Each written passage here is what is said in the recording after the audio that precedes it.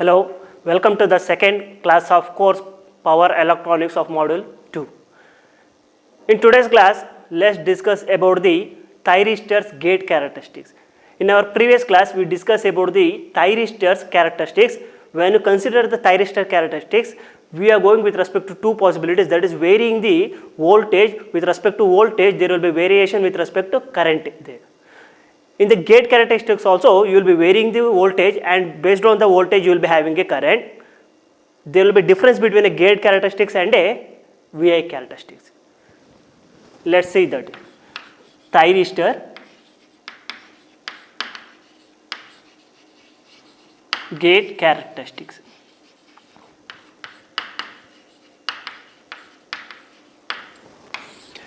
See, in this case, I will be writing the gate term. The gate term will be the different here when we are comparing with respect to the VI characteristics.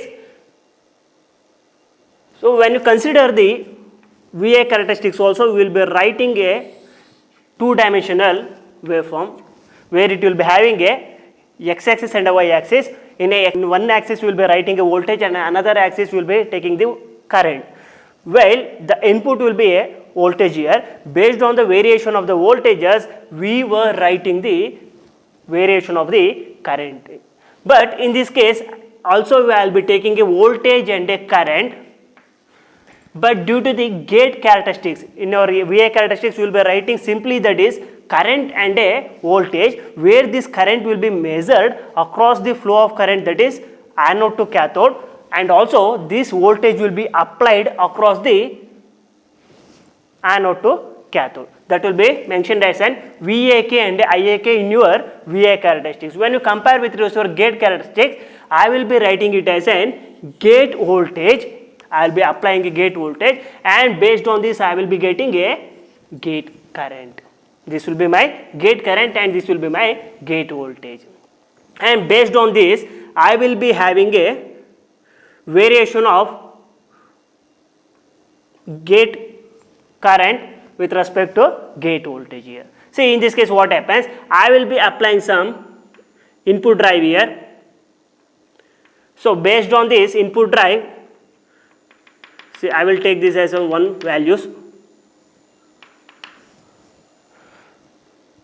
So when you consider this, see, in this case I will mention this as an VG minimum. So this value should be the minimum voltage, that is gate voltage I should apply to make your thyristors to be in a on condition. And similar manner I will be writing this as an IG minimum. This IG minimum is nothing but the minimum gate current needs to be for your thyristors to in a conductivity state. So this will be my minimum gate current and this will be my minimum gate voltage. When you consider this, based on this I can refer some maximum value. So I will represent this as a maximum value, that is VG max, where this will be the maximum gate voltage where your thyristor can withstand, and this will be your maximum gate current where your thyristors can be withstand, that will be the IG max. So when you consider this case, see here I will be writing a waveform here. Based on this will be my minimum gate voltage, and based on this I can write this will be my maximum when it reaches the, so this will be the variation of voltage from the minimum gate voltage to maximum gate voltage, and when it crosses this value it should not cross the maximum gate voltage. What happens if this particular voltage will crosses the maximum gate voltage? Means in that case your thyristors will get damaged. So for that I will be writing some constant value. This will be my constant value. I will write this as an constant gate power. I will be representing it as an PG. This will be the where your gate power will be a constant with respect to voltage and current here. So based on this I can specify my current as. See, this will be the minimum gate current required to turn on your thyristors. Based on this, I can write this.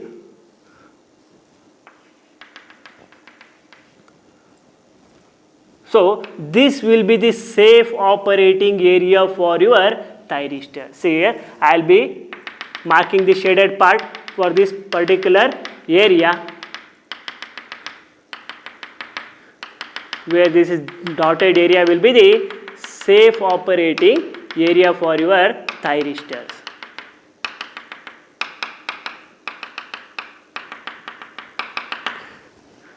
So if you consider this case, when I am writing these conditions, I will specify that is Vg with respect to voltage. I will be writing with respect to voltage here. That is Vg minimum. This will be the Vg minimum. It should be greater than Vg, that is gate voltage, and this gate voltage should be lesser than the Vg max here.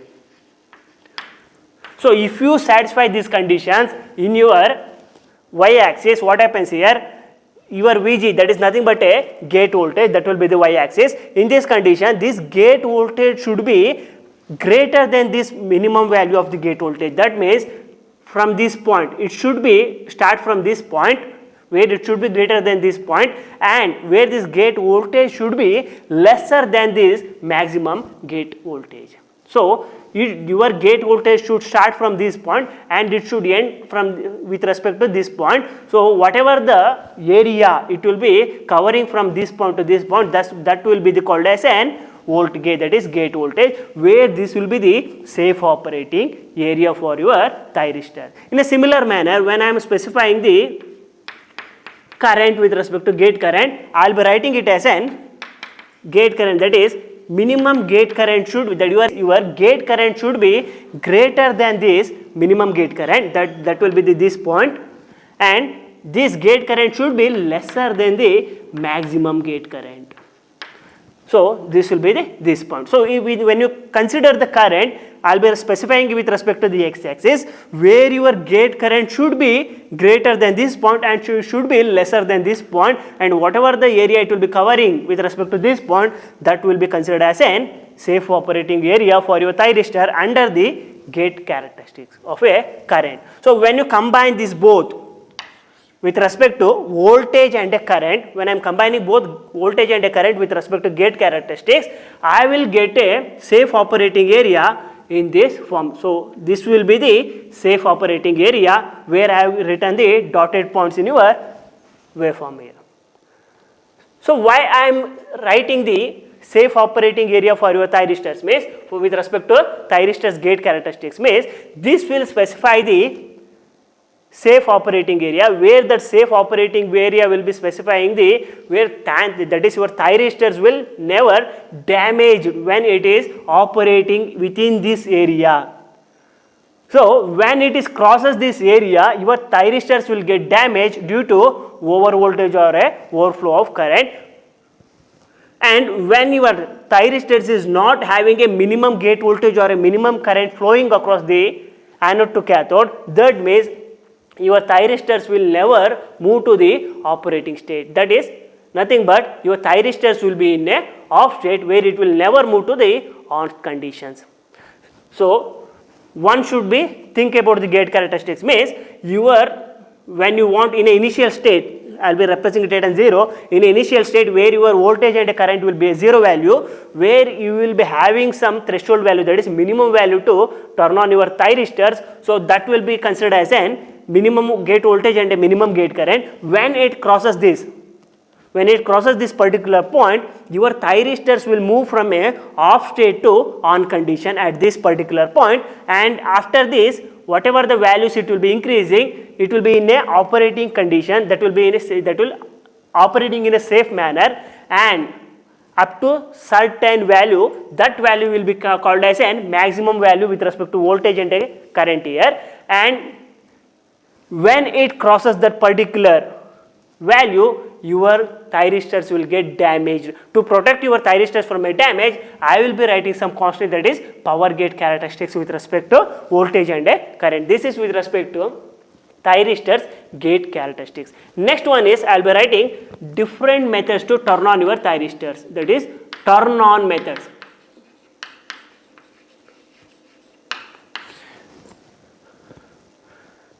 See, in this case I am applying some gate drive to turn on your thyristors here.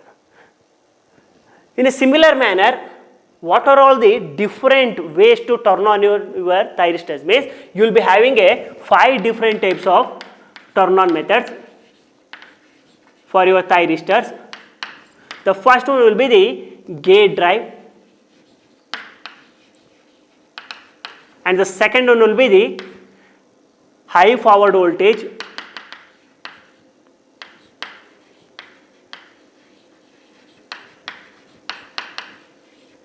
and the third one will be the dV by dt, and the fourth one will be the light, and the fifth one will be the high temperature.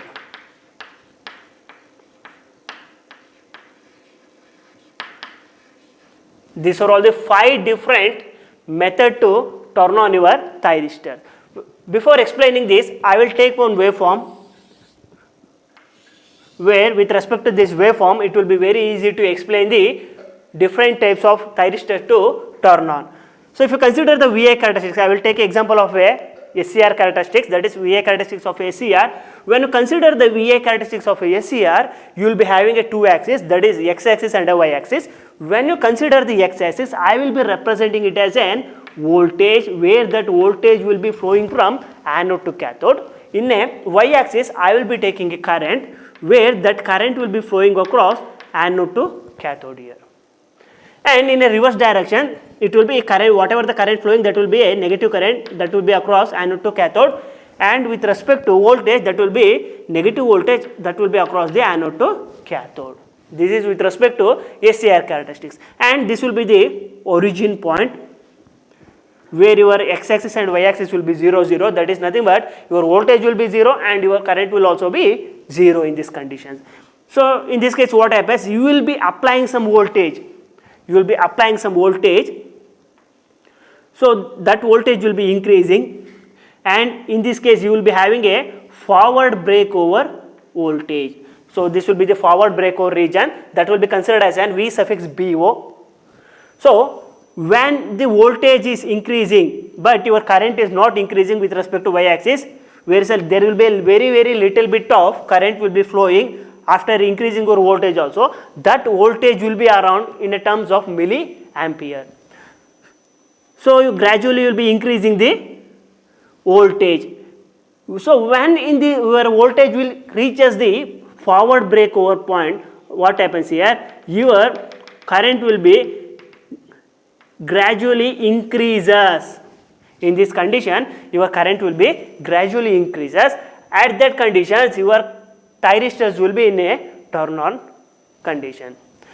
In a reverse direction, what happens here, you will be having some negative voltage and you will be specifying some reverse breakover region.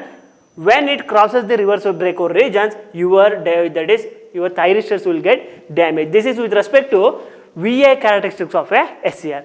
By taking this as an example, I will be explaining these 5 different groups of turning on method for your thyristors. See here, I will be specifying the first one is nothing but a gate drive. When you consider the gate drive is nothing but, if you consider,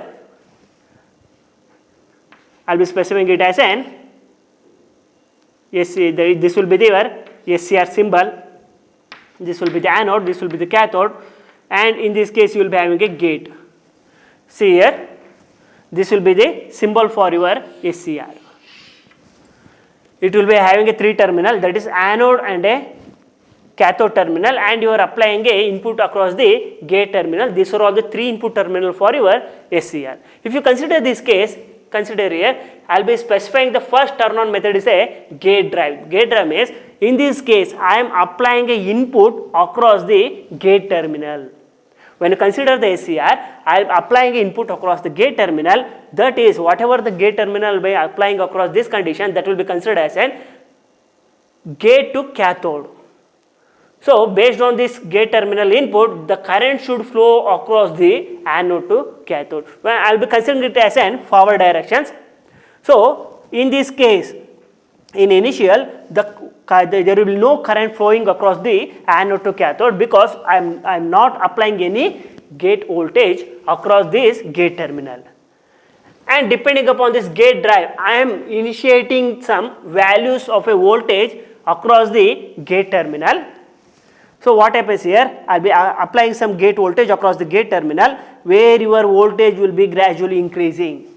The voltage will be increasing, and depending upon the voltage value selections, you can select the different values of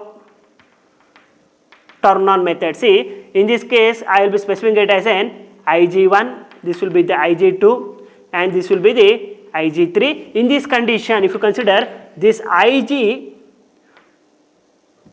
should be, say Ig1 should be greater than Ig2, and this Ig2 should be greater than Ig3, and so on.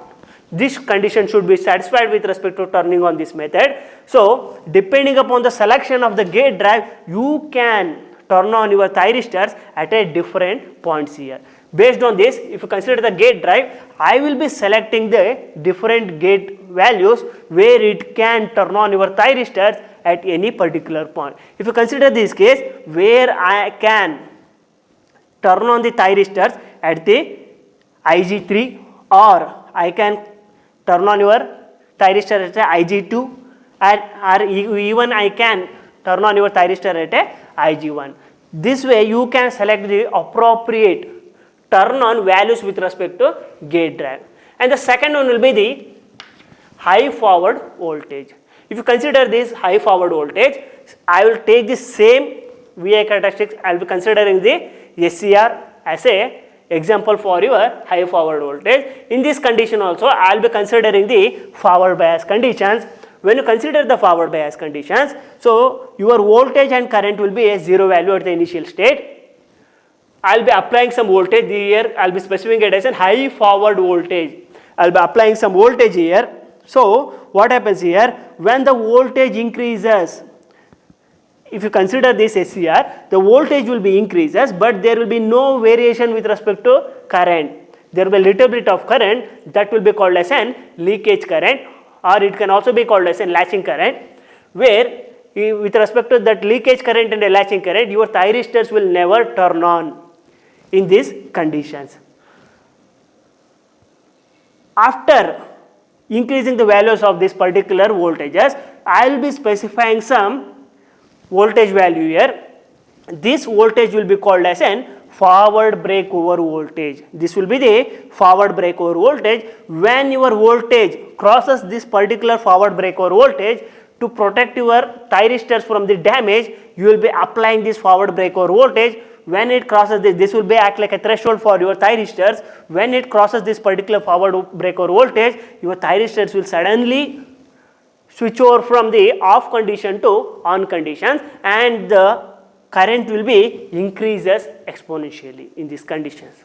So this will be the high forward voltage. By using the high forward voltage, you can turn on your thyristors at a specific values. This is with respect to high forward voltage. And the next condition is nothing but dV by dt. See, in this condition, if you consider the dV by dt, I will take another example for with respect to dV by dt. In these conditions, I will take this as an some value.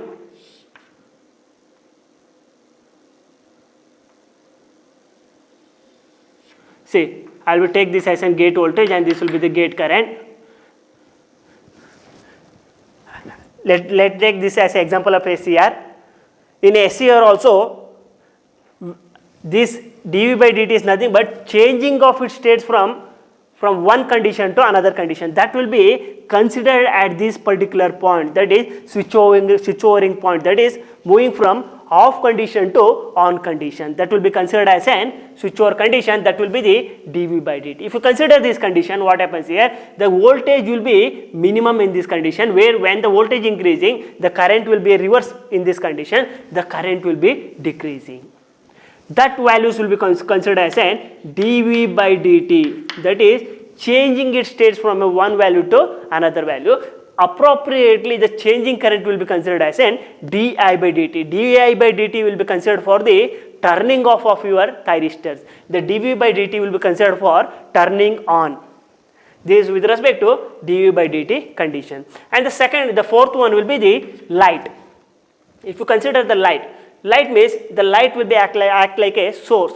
The source is nothing but a input source here. I will be taking a SCR. This SCR is nothing but a LASCR. LASCR is a thyristors family that will be called as an light activated silicon controlled rectifier, where it will be having a similar VI characteristic with respect to SCR. But in a gate drive, I will be applying some input. That is, when you consider the SCR, you are applying a gate terminal as a input, where the gate terminal having input with respect to voltage and current. But when you consider the LASCR, you are applying a input across the gate terminal. That input or a source is nothing but a light source. Because why we are applying a light source means, because in this condition the gate terminal is made up of a photodetective material.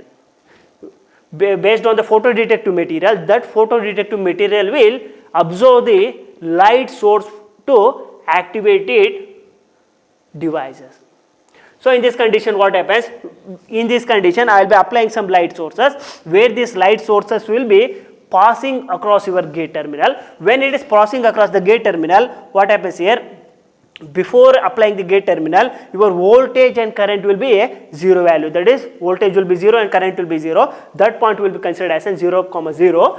And when we are applying a light source as a gate terminal, as a source with respect to input terminal for your gate terminal, what happens here? The voltage will be gradually increases. The voltage will be increases based on the input of your light source, and in this case also, when it reaches the particular threshold value based on this forward breakover region, your that is thyristor. That thyristor is nothing but a light activated silicon controlled rectifier that will get turn on.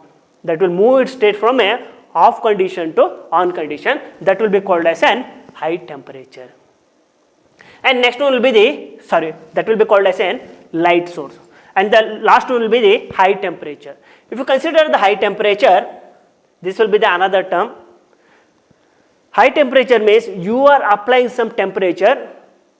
When it crosses the minimum temperature to turn on your particular thyristors, it will get turned on. In this case also, what happens? In the initial state, your voltage and current will be a 0, 0.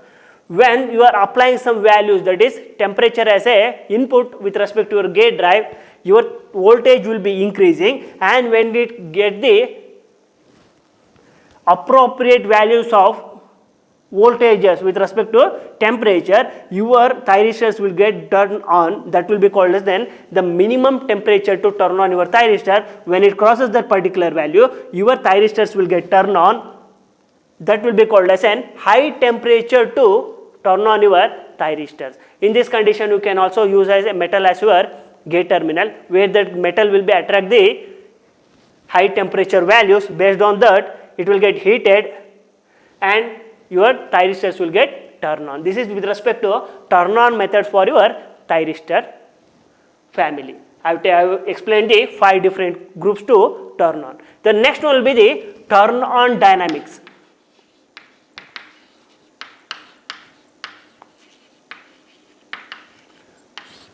I will be explaining the turn on dynamics. If you consider the turn on dynamics, I will be writing a waveform with respect to turn on dynamics, where I will be writing a gate voltage. I will be representing it as an gate voltage, where in this case the gate voltage will be a constant one and it will be decreasing. In these conditions, I will be varying this value with respect to current. The minimum current, this current will be considered as an 0.1, that is current value, and this maximum value will be considered as an 0.9 current value, and these conditions I will be specifying the forward blocking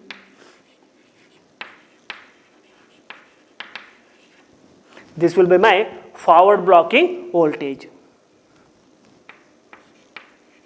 forward blocking voltage across the anode to cathode conditions.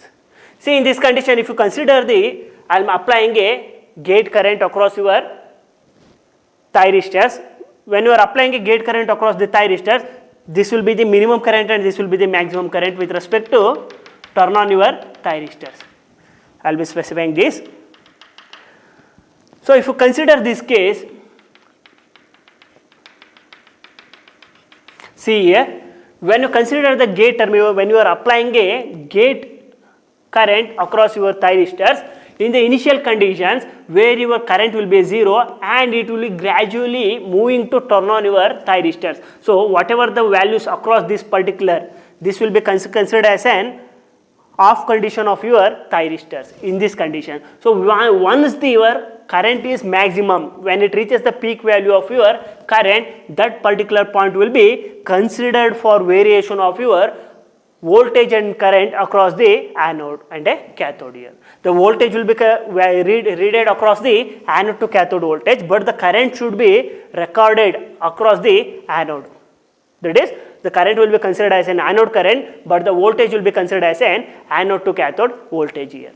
Based on this, if you consider in this case, see here, the gate current will be not reaches the peak value at this point. So, your forward blocking voltage, that will be, it will be stand in the conditions, and you in this case the current will be the minimum value. I will be recording this as a minimum value current, where your current will be, anode current will be 0 for this whole condition. When your gate current increases the peak value, what happens here? Automatically your current will start increases. In this condition, the current will start increases,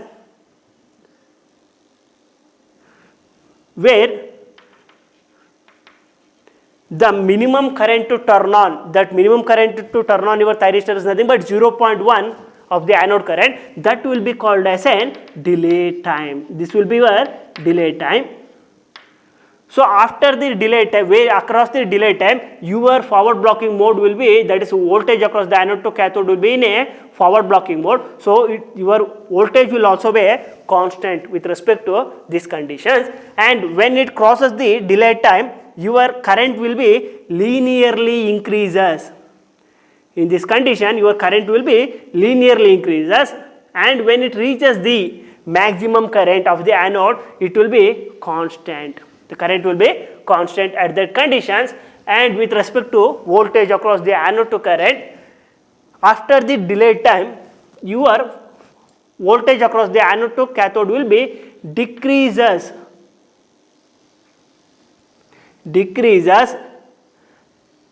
and based on this your anode current, your gate, that is voltage, will be following. So, this will be called as an anode current, that will be the I suffix A, and this will be your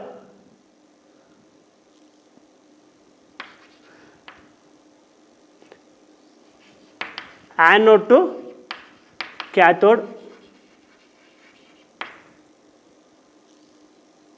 drop during on state. This will be the anode to cathode drop during the on state, and this will be considered as an anode to cathode voltage.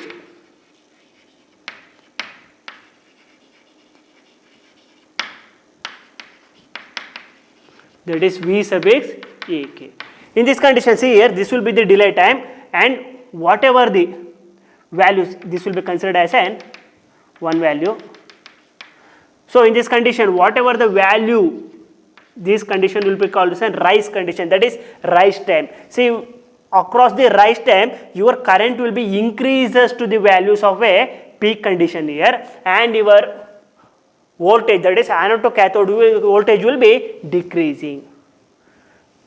That will be called as an rise time, and after the rise time, your current will be moved to the steady state condition, and your voltage, that voltage will be moved to the on state condition, that is your voltage will become a minimum and the current will be reaches the peak value, that will be the maximum value, that will be called as an TP. The TP is nothing but a spread time of your thyristors. So if you consider the turning on dynamics with respect to thyristors, I can write that is turning on.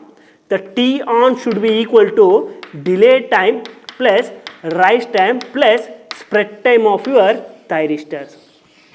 So the on time of your thyristors can be defined as the total time of your delay time and rise time and the spread time of your thyristor to turn on. That is, the full time required to turn on your thyristors will be considered as an on time of your thyristor. This is with respect to turn on dynamics of your thyristors.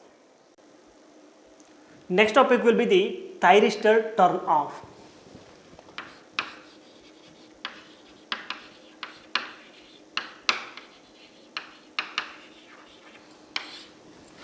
We discussed about the thyristor turn on in the previous topic. The next will be the thyristor turn off. That is nothing but how we are making a thyristor to move from a on condition to off conditions.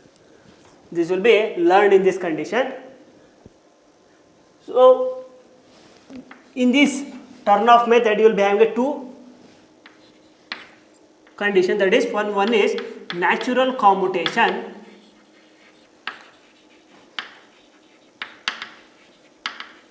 and the second one will be the forced commutation.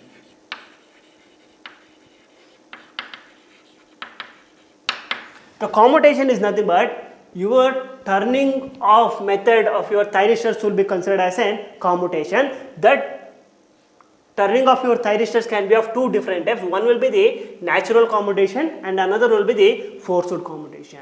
See, if you consider the natural commutation, your thyristors will be moved to the off condition, that is on, that is from the on condition to off condition automatically with a switch over from in the device itself. That will be called as a natural commutation, where there will be no external circuits will be applied to turn off your thyristors. That will be called as a natural commutation, where your input will be like moving from the positive to negative. When the negative pulses is applied across your thyristors will be moved from the on condition to off condition. That will be considered as a natural commutation. And the second will be the forced commutation, where in the forced commutation you are applying some external circuits to turn off your thyristors. That will be called as a forced commutation. Like if you consider the SCR, where you will be having some DC supply, for that conditions you need to apply some input drive, that is external input drive, to turn off your thyristor. Once your SCR is turned on, it cannot be turned off automatically after removing your gate drive also, or when you are applying a negative gate drive also, your SCR will not turn off. In that conditions, to turn off your SCR, you have to use some external circuits or external drives. That will be called as a forced commutation. This is the difference between two types of commutation. The commutation is nothing but a turning off methods for your thyristors. The first will be the natural commutation and the second will be the forced commutations. Based on this, I will be explaining the thyristor turn off, that is thyristor turn off characteristics.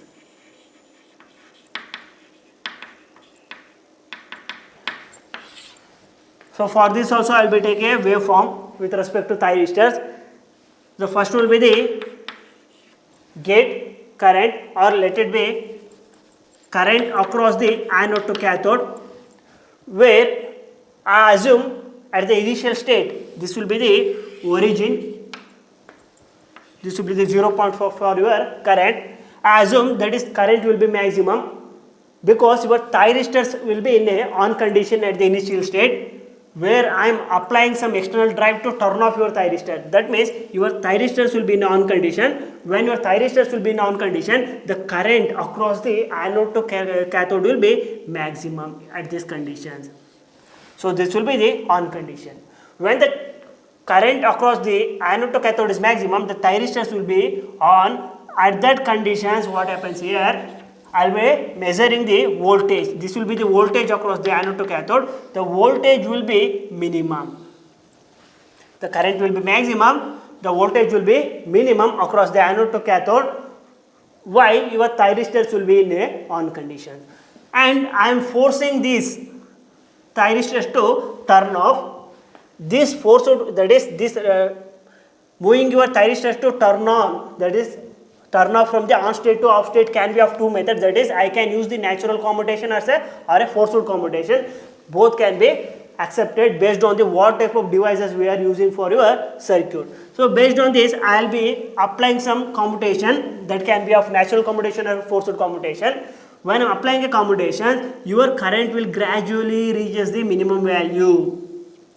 So when it reaches the minimum value, this will be the zero value. Your current, that is your voltage, will be in a same position, that your thyristors will be in a on condition at this point also, while your current reaches the zero value. The voltage will be at that particular constant value. Once your that is current value reaches the negative value, in these conditions, your thyristors will be moved to the off condition. At that position,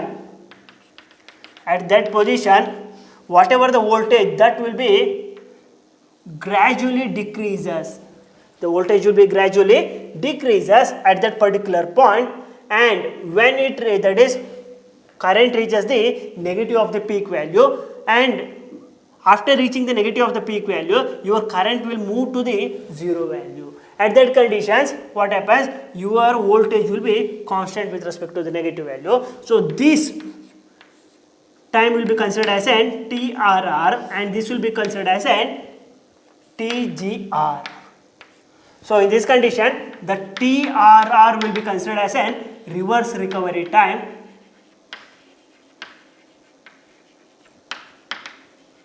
and TGR will be considered as an gate recovery time.